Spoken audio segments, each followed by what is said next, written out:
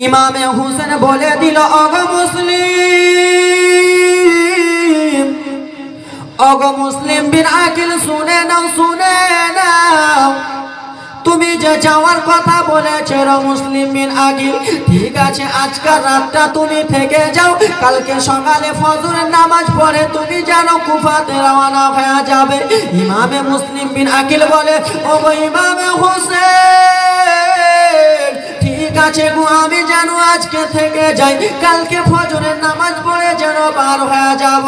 আব্বারা গো, আমার মায়েরা গো, রাতটা কেটে গেল, যেমনই ফজরের আজান খানা দিয়েছে, আশহাদু আল্লা ইলাহা ইল্লাল্লাহ আশহাদু আন্না মুহাম্মাদার রাসূলুল্লাহ বলে আজান দিয়েছে, ইমামে হুসেন জেগে গেল।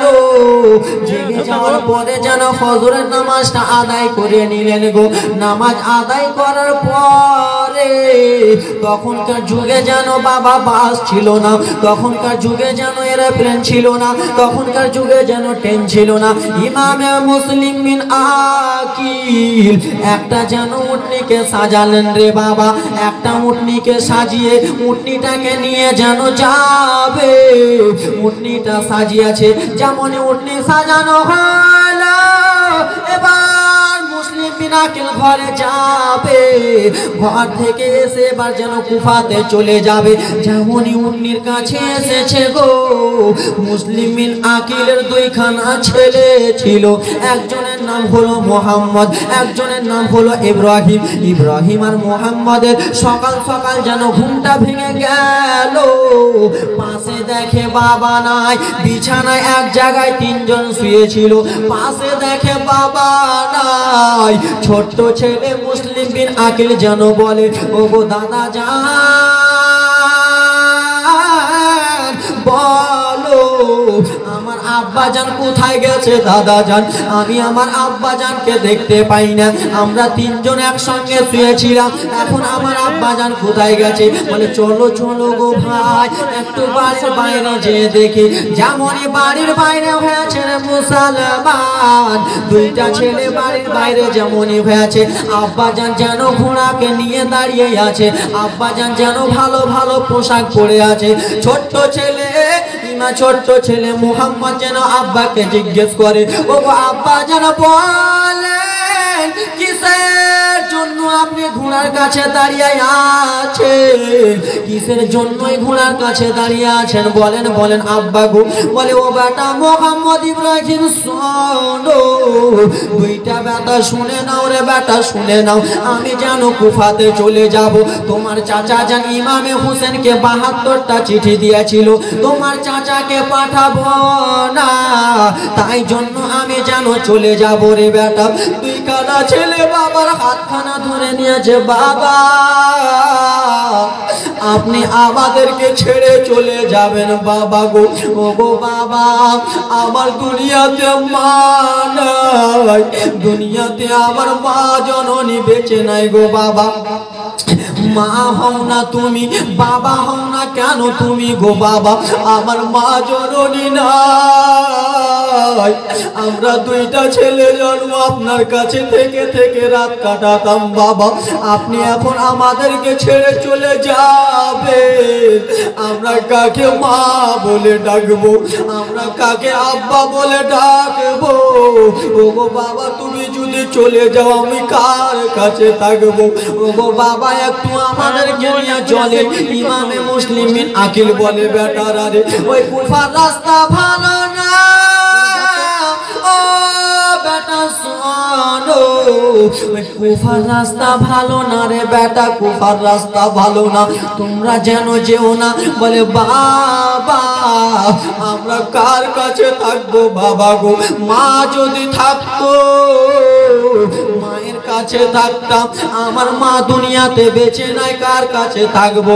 ও বাবা জান, আপনি একটু থেমে যান, আমি আমার চাচা ইমামে হুসেনকে জিজ্ঞেস করে আসি।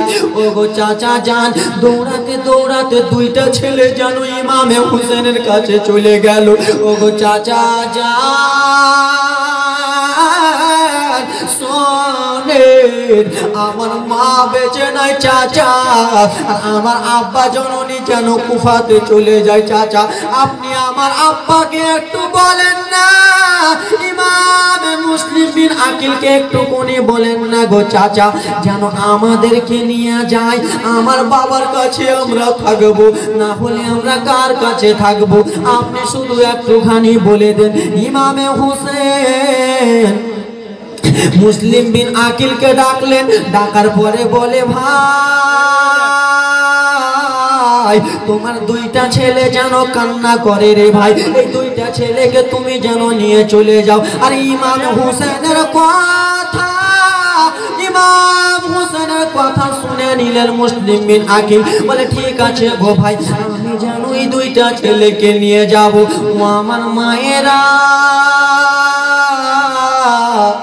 ওই যে দুইটা ছেলেকে নিয়ে যাবে রে মা, ওই যে দুইটা ছেলে বাবার সাথে যাবে, ছেলে দুইটা যেন ফিরে আসবে না রে মা, ছেলে দুইটা আর আসবে না। ইমামে মুসলিম বিন আকিলও যেন আসবে না রে মা। দুইটা ছেলেকে নিয়ে ঘোড়াতে চাপালো, ঘোড়াতে চাপিয়ে বলে, বেটা চলো চলো আমার সঙ্গে চলো। দুইটা ছেলেকে নিয়ে যেন চলে যায়। বাবা গো বৈকাল হয়ে গেল, এবার যেন সন্ধ্যা হয়ে গেল রে মা, রাত্রি যেন অন্ধকার হয়ে গেল। আর যেন উটনি চলে না রে বাবা, উটনি যেন চলতে পারে না, রাতে যেন ভালো করে রাস্তা দেখতে পারে না।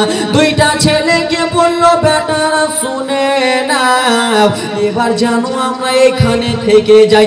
দুইটা ছেলেকে নিয়ে একটা গাছের তলায় রাত্রি যেন থেকে গেল রে বাবা। রাত্রি থাকার পরে দুইটা ছেলে বলে, বাবা এবার চলেন, ফজরের নামাজ পড়ে আবার যেন উটনিতে চেপেছে, টুক টুক টুক টুক টুক টুক করে যেন চলে যায়। ইমামে মুসলিম বলেছিল, বেটারা তোমাদেরকে বারণ করেছিলাম বেটা তোমরা আসিও না। দেখো রে বেটা, দেখো কত জঙ্গলের রাস্তা, দেখো রে বেটা কত গাছপালা রয়েছে রে বেটা, কত বাঘ ভাল্লুকের জঙ্গল বেটা। বলে, বাবা গো আপনি যাবেন, আপনার যদি কিছু হয়ে যায় আমরা দুই ভাই সহ্য করতে পারবো না। ওগো জনম দুঃখিনী বাবা শুনে নাও, কিছু যদি আপনার হয়ে যায়, আমরা দুই ভাই আর আপনি আমাদের সবারই হয়ে যাবে, আমরা সবাই যেন একসঙ্গে শেষ হয়ে যাব। আর ওখানে আমার মা ছিল না, আমি কার কাছে থাকতাম? বাবারা রাত্রি কেটে যায়, দিন কেটে যায়, কাটতে কাটতে যেন কুফা থেকে পৌঁছে যাবে। আল্লাহ হুম্মা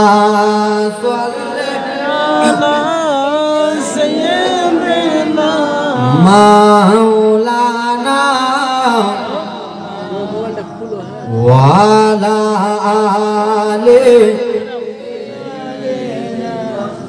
ওয়ালা আলে সেটিং অন করতে হবে। মাওলানা মুহাম্মদ আল্লাহুম্মা সাল্লি আলা সাইয়্যিদিনা মাওলানা মুহাম্মদ ওয়া আলা আলিহি।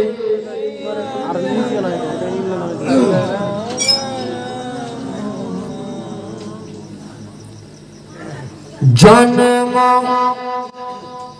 আমার নবীর যুগে হলে কেমন হতো? জোরে কোন এ লাগাতো না, লাগাও না রে, জন্ম জন্ম আমার নবীর যুগে হলে কেমন হতো? জোরে বলুন, একটু জোরে।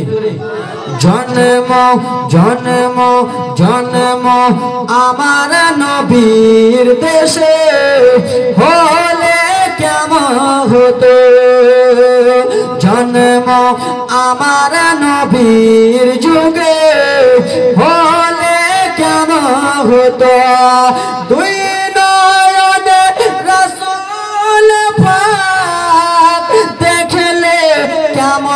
হতো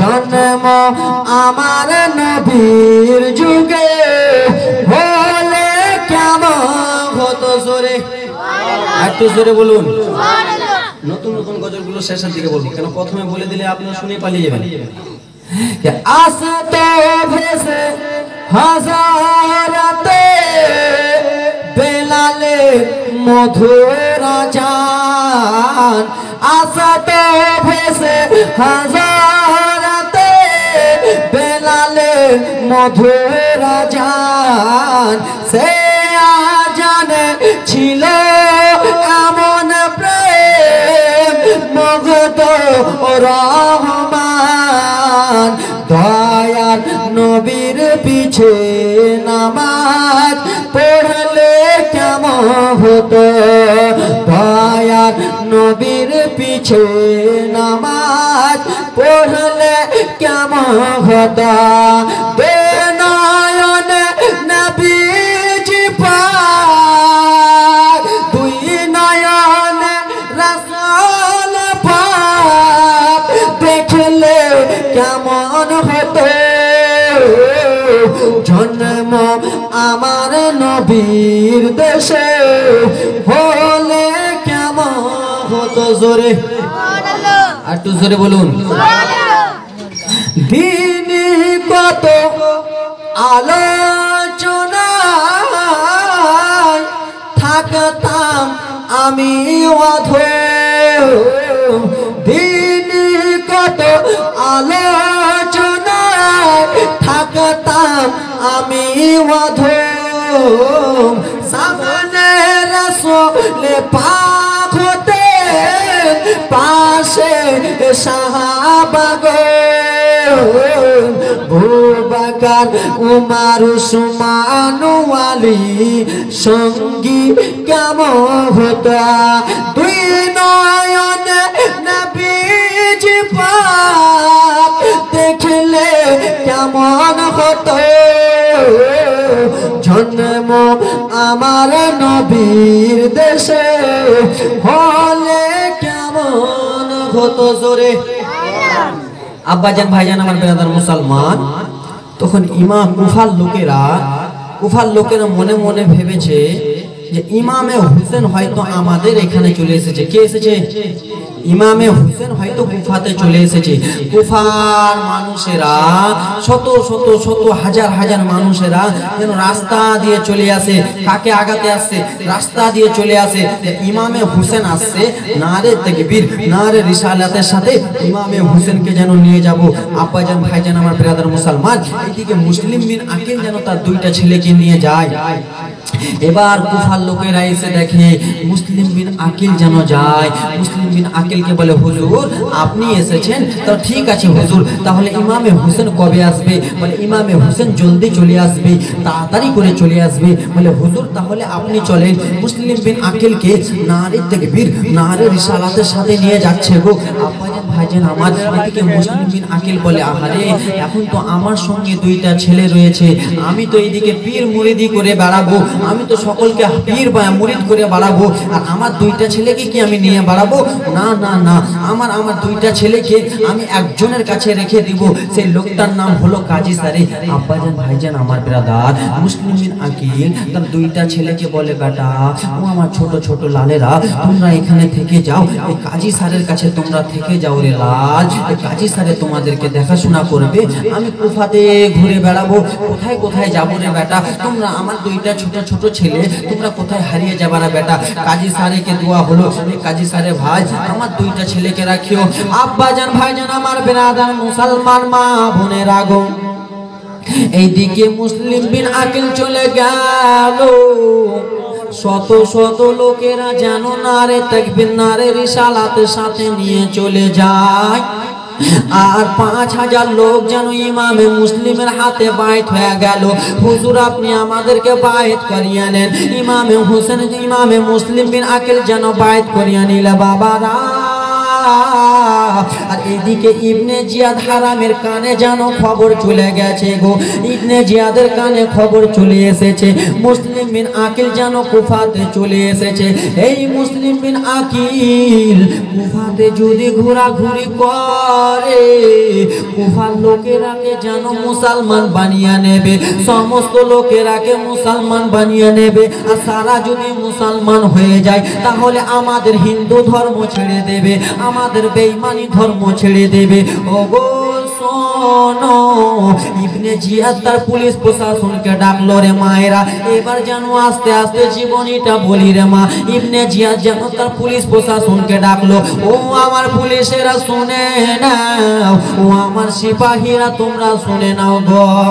এইদিকে যেন মুসলিম বিন আকিল কুফাতে চলে এসেছে, মুসলিমের হাতে সবাই যেন বায়ত হয়ে যাও, যাও যাও যাও তোমরা চলে যাও। আর যারা ইমামে মুসলিমের হাতে হাত দিয়ে মুসলমান হয়ে আছে তাদেরকে তুমি ভেঙে দাও। ও তোমরা শোনো শোনো, মুসলিম বিন আকিলের হাতে তোমরা যদি এবার বায়ত হয়ে যাও রে তাহলে তোমাদের বিবিকে উড়িয়ে দেব। এবার যদি তোমরা মুসলিম বিন আকিল হাতে মুসলমান হয়ে যাও তোমার ছেলেকে গলা কেটে দেব। ও শুনো শুনো, এবার যদি তোমরা মুসলিম বিন আকিলের হাতে কলমা পড়ে নাও তাহলে তোমাদের স্ত্রীকে বেওয়া করে দেব। সমস্ত লোকেরাকে মহিলারাকে যেন ভয় খেলিয়ে দিল, গ্রামবাসীরাকে ভয় খেলিয়ে দিল। বাড়ি বাড়ি ঢুকে বলে, শুনো গো, ইবনে জিয়াদের পাওয়ার কতটা আছে তোমরা ভালো করে জানো। তোমাদের স্বামীকে মুসলমান হতে দিও না, তোমাদের স্বামীকে যেন বায়াত গ্রহণ করতে দিও না। মেয়ে মানুষেরা ভয় খেয়ে নিল, লোকেরা ভয় খেয়ে নিল। এবার যেন মুসলিম বিন আকিলের হাতে যেন আর বায়াত হবে না। এদিকে ইবনে জিয়াদ যেন খুব চলে এলো, ও ইমামে মুসলিম তুমি বায়াত করাতে পারবা না, এবার তুমি ছেড়ে দাও, তোমার বায়াত গ্রহণ করা ছেড়ে দাও গো, ছেড়ে দাও ছেড়ে দাও ছেড়ে দাও। একটা বড় মাজমার মধ্যে রে বাবা ইমামে মুসলিম যেন লেকচার দিতেছিলেন, কথাবার্তা বলতেছিলেন। সেইখানে ইবনে জিয়াদের লোকেরা ঢুকে বলে, যে এখানে রয়েছো যতগুলো লোক রয়েছো লোক তোমরা সবাই পালিয়ে যাও, মুসলিম বিন আকিলের কথা শুনিও না। আর তোমরা যদি মুসলিম বিন আকিলের কথা শুনো তাহলে তোমাদের সবার গলাটা ছুটিয়ে দেব। বাবা গো, ভয়ে যেন সবাই পালিয়ে গেল, একাই যেন মুসলিম বিন আকিল যেন একাই রয়েছে। বেঈমানি করে যেন কুফাতে ডাকলো রে বাবা। ইবনে জিয়াদ বলে, ওগো মুসলিম তুমি এবার এখান থেকে চলে যাও, না হলে তোমার গলাটা উড়িয়ে দেব। এখান থেকে তুমি পালিয়ে যাও, না হলে গলাটা উড়িয়ে দেব। বাবারা, ইমামে মুসলিমের হাতে একটা লম্বা তলোয়ার ছিল রে, সেই তলোয়ারটা নিয়ে বলে, শুনো শুনো, আমি যেন সত্যর পথে আছি, আমি মুসলিম হয়ে আছি। ওরে বেঈমানের দল, ইবনে জিয়াদের লোকের দল, শুনে নে, আমাকে তোরা তলোয়ার দিয়ে ভয় দেখাতে পারবি না, আমাকে তোরা গলা কাটার ভয় দেখাতে পারবি না।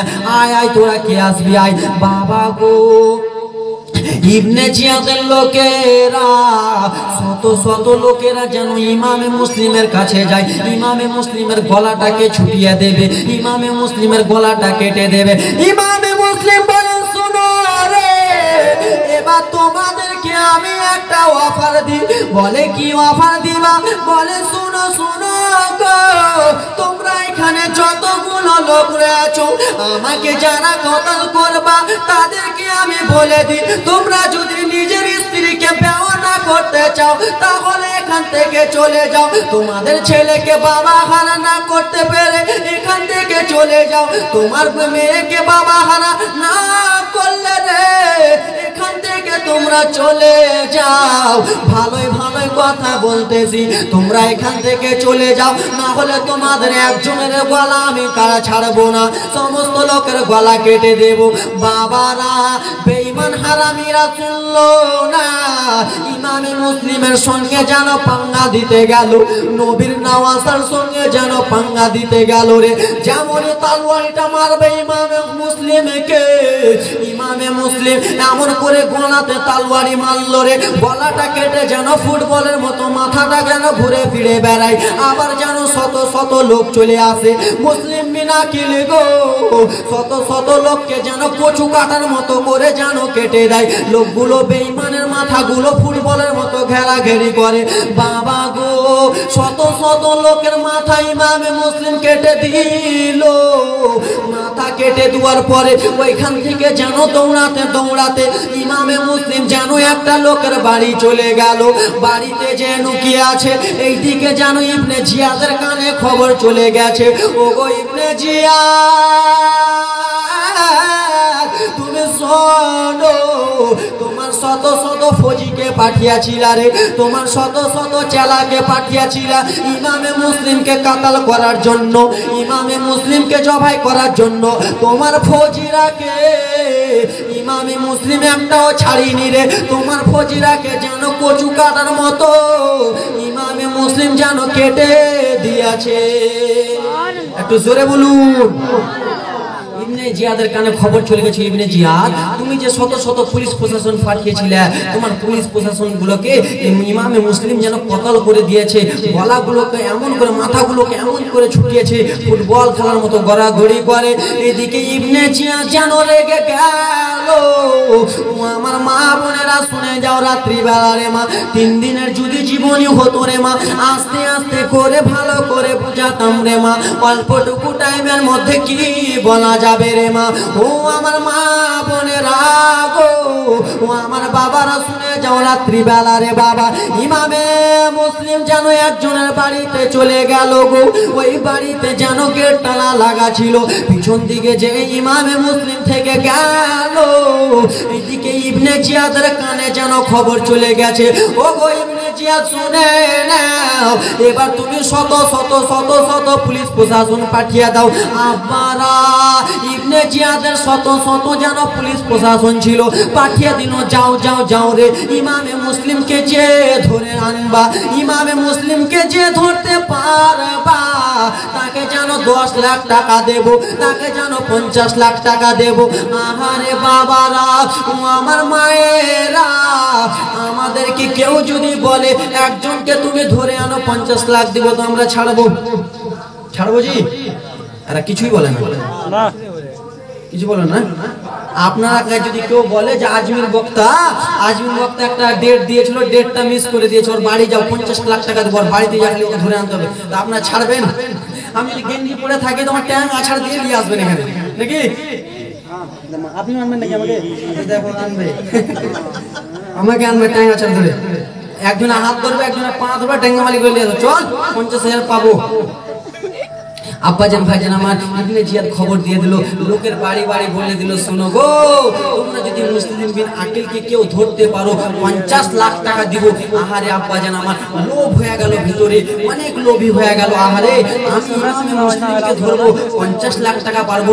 সমস্ত লোকেরা যেন ইমামে মুসলিমকে খোঁজাখুঁজি করে, ইমামে মুসলিমকে ঢুঁড়ে কোথায় ইমামে মুসলিমকে পাবো।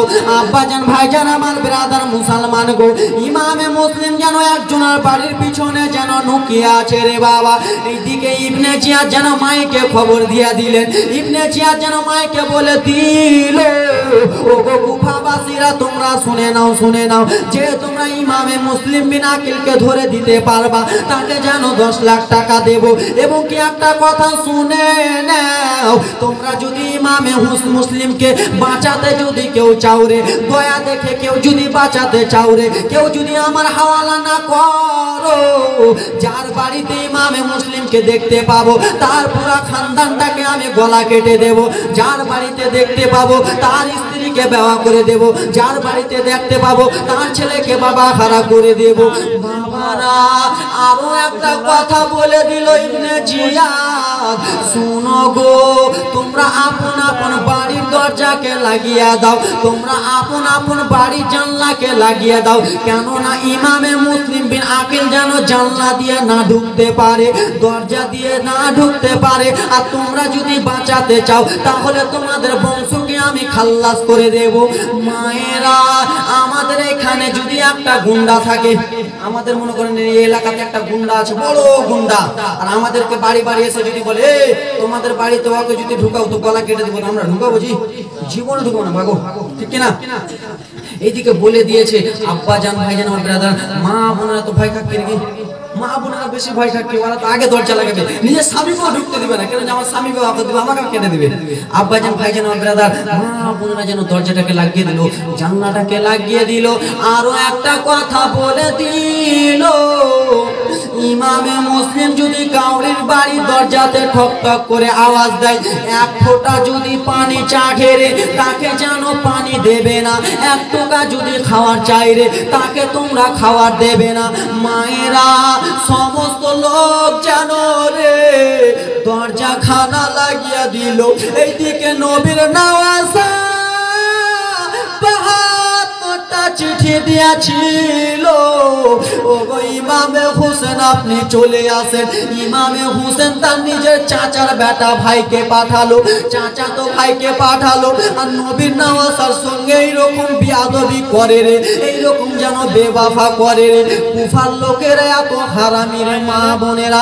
এবার একটু শুনে নাও, ইমামে মুসলিম যেন একটা বাড়ির পিছনে লুকিয়ে ছিল রে বাবা। যেমনই সন্ধ্যা হয়েছে, ইমামে মুসলিম যেন নিজের পেটের খিদা সহ্য করতে পারে না রে মা। পেটে অল্পটুকু দানা নাই, গলাতে অল্পটুকু যেন পানি দিয়ে ভিজাই নাই রে মা।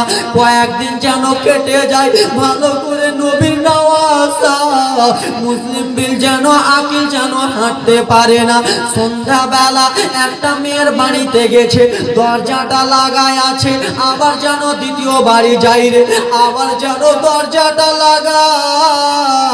এইদিকে ইমামে মুসলিম বিন আকিল চিঠিখানা লিখে দিয়েছে। প্রথম এসেছিল, দুই দিন যেন কুফার লোকেরা হাতে হাতখানা দিয়ে মোহাব্বত করে নিল। 2 দিন পরে ইমামে মুসলিম বিন আকিল চিঠিখানা লিখে দিয়েছে, ও গো ইমামে হোসেন চলে আসেন, কুফার লোকেরা যেন অনেক ভালো রয়েছে, আমার হাতে যেন 5000 লোক বায়াত হয়ে গেছে।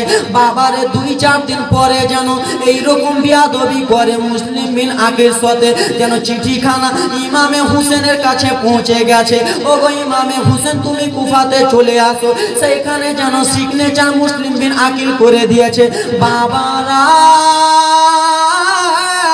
কয়েকদিন পরে মুসলিম বিন আকিল যেন ভালো করে চলতে পারে না, লোকের বাড়ি বাড়ি ঘুরে রে, লোক যেন দরজা খুলে না, সারাটা রাত্রি হেঁটে যায়, কেউ যেন দরজা খুলে না।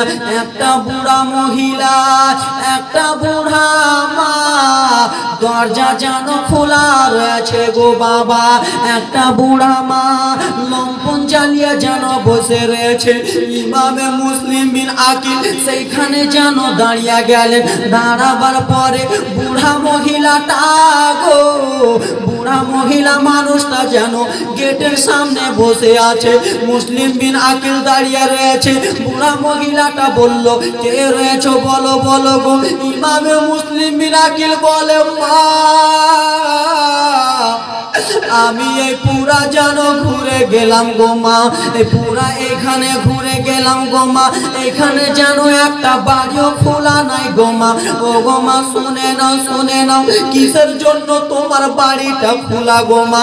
বলো বলো, কিসের জন্য তোমার বাড়িতে আলো জ্বলে গো মা? একটুখানি বলো মা। বলে, শুনো শুনো রে বেটা, আমি তোমাকে কি বলবো দুঃখের কথা। বলে, মা গো, সর্বপ্রথমে আমি একটা বলি, আমাকে অল্পটুকু পানি দাও মা, পানি দাও। আমি শুধু অল্পটুকু পানি খাবো মা। আমি তোমার কাছে অল্পটুকু গলা ভিজাবার জন্য পানি চাগি মা। তারপরে আমি নিজের পরিচয় খানা দেব মা। একটু আমাকে পানি দাও মা। বুড়া মা, বুড়া মহিলাদের একটু দয়া হয় বেশি রে বাবা। যেমনই মুসলিম বিন আকিল অল্পটুকু পানি চেয়েছে রে বাবা, সেই মহিলাটা একটা গিলাসে করে মুসলিম বিন আকিলকে পানি খানা দিয়েছে। লাও রে বেটা লাও, তুমি পানি খানা পান করে নাও, নাও রে বেটা তুমি জল খানা খেয়ে নাও। ও আমার বাবারা, মুসলিম বিন আকিল গো যেমনই গিলাস খানাতে মুখ খানা লাগাতে যাবে রে, যেমনই মুখ খানাতে লাগাতে যাবে, পানির ভিতরে যেন দুইটা ছেলের চেহারা দেখতে পাই। দুইটা ছেলে মোহাম্মদ ইব্রাহিমকে প্রথমে নিয়ে এসে কাজী স্যারের কাছে রেখে দিয়েছিলেন। দুইটা ছেলের যেন চেহারা দেখতে পাই, চোখ দিয়ে যেন টপ টপ টপ টপ করে জল পড়ে যায়। ওরে আমার লালেরা, ও আমার বেটারা শুনে নাও, শুনো শুনো রে বেটা, আমি এখন এমন বাবা রয়েছি, তোমাদেরকে আমি একাই ছেড়ে দিয়েছি। বেটারে আমি এত বিপদে, তোমরা কত বিপদে আছো রে লাল জানি না রে লাল, হয়তো তোমরা হয়তো শহীদ হয়ে গেছো রে লাল। ইবনে জিয়াদের লোকেরা তোমরাকে হয়তো জান কেটে দিয়েছে, গলাটা কেটে দিয়েছে। দুইটা ছেলের যেন চেহারা দেখতে পাই। বুড়া মহিলাটা জিজ্ঞেস করে, বেটা কিসের জন্য তুমি কান্দো রে বেটা? তুমি তো আমার কাছে পানি চাইলা, আমি তো তোমাকে পানি দিলাম, কি পানি কি কম হয়ে গেছে রে বেটা? না পানিতে কিছু পড়ে গেছে? বলে না গো মা না, আমার দুইটা ছেলেকে আমি যেন কুফাতে নিয়ে এসেছিলাম মা, আমার দুইটা ছেলে কোথায় আছে আমি জানি না, তাই জন্য আমি জনম দুঃখিনী বাবা, আমার দুইটা ছেলেকে ছেড়ে আমি কেমন করে পানি পান করব? ওগো আমার মা। বুড়া মহিলাটা বলে, বেটা বলো বলো রে বেটা, তোমার নাম খানা বলো রে বেটা, তোমার বাড়িটা কোথায়? বলে মা গো, আপনি কি ইমামে হুসেনের কথা শুনেছেন? বলে হ্যাঁ হ্যাঁ ইমামের কথা শুনেছি। বলে ও গম্মা শুনেছেন, মুসলিম বিন আকিলের কথা শুনেছেন? যেই মুসলিম বিন আকিলের জন্যই পুরা এখানে গ্রামবাসীরা দরজা বন্ধ করে দিয়েছে, কুফাবাসীরা মুসলিম বিন আকিলের জন্য জানলা বন্ধ করে দিয়েছে। কুফাবাসীরা মুসলিম বিন আকিলকে কতল করার জন্য ঘুরে বেড়ায়। বলে হ্যাঁ হ্যাঁ বেটা জানি। বলে মা গো, সেই লোকটা অন্য কেহ নাই, সেই লোকটা মুসলিম বিন আকিল আমি নিজে। বলে ওরে বেটা, তাহলে তুমি নবীর নাওয়াসা রে, তুমি নবীর নাতি রে, এসো রে বেটা এসো। বলে মা তুমি কিসের জন্য এখানে বসে আছো? বলে বেটা শোনো শোনো বেটা, দুঃখের কথা কি বলবো বেটা, আমি রাত্রি কিসের জন্য এখানে জেগে আছি? আমার একটা ছেলে আছে গো, সেই ছেলেটা জানো আমার হারামি, আমার আর ছেলে নাই, আমার জানো একটা ছেলে, সেই ছেলেটা ইবনে জিয়াদের কাছে কাজ করে, সেই ছেলেটা ইবনে জিয়াদের কাছে চাকরি করে। আমার নিজের ছেলে তোমাকে খুঁজে বেড়ায় রে বেটা, আমার নিজের ছেলে তোমাকে খুঁজে পেলে তোমার যেন গলা কেটে নেবে। ওরে বেটা দুঃখের কথা, সেই হারামি ছেলের জন্য আমি মা যেন বসে আছি। আহারে বাবা, জনম দুঃখিনী মা, ছেলে যদি খারাপ হয়, ছেলে যদি বদমাইশ হয়, ছেলের জন্য মা যেন বসে আছে। বলে বেটা নবীর নাওয়াসা শোনো, আমার ছেলে তোমাকে খুঁজাখুঁজি করে রে, আমার ছেলে যদি দেখতে পায় তোমার গলাটা কেটে নেবে রে বেটা। এসো এসো তাড়াতাড়ি করে ঘরে এসো। একটা ঘরে রে বাবা মুসলিম বিন আকিলকে লুকিয়ে যেন রেখে দিল, আর যেমনই রেখেছে এইদিকে ইবনে জিয়াদের কাছ থেকে তার ছেলে যেন কাজ করে চলে এসেছে। বলে মা গো মা, আমি সেই মুসলিম বিন আকিলকে ঢুঁড়ে পেলাম না গো মা, আমি যদি মুসলিম বিন আকিলকে ঢুঁড়ে পেতাম আমরা করোড়পতি হয়ে যেতাম, আমরা যেন লাখপতি হয়ে যেতাম। কিন্তু জনম দুঃখিনী মা বলে না রে বেটা, আমাদের বাড়িতে সে আছে গো বেটা, ও গো বেটা মা বোনেরা শুনে নাও, সেই বুড়া মহিলাটা কেন বলে না? সেই বুড়া মহিলাটা কিসের জন্য বলে না? আমার ছেলে যদি কাতাল হয়ে যায় আমার কষ্ট হবে না, আমার ছেলে যদি মরে যায় কষ্ট হবে না, কিন্তু আমি জনম দুঃখিনী মা গো, আর আমি নবীর নওয়াসাকে কতল করতে বলবো, আমি নিজে নবীর নওয়াসাকে দেখাতে বলবো আমি জনম দুঃখিনী মা, আমার জন্য জান্নাত যেন হারাম হয়ে যাবে, আমার বেটা মরে যায় মরে যাক, কিন্তু আমি নবীর নওয়াসা নবীর নাতিকে কষ্ট দিতে পারবো না। আল্লাহ হুম্মা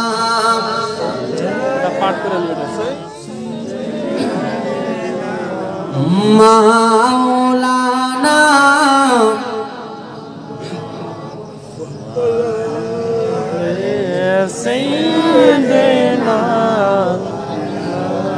ওয়ালা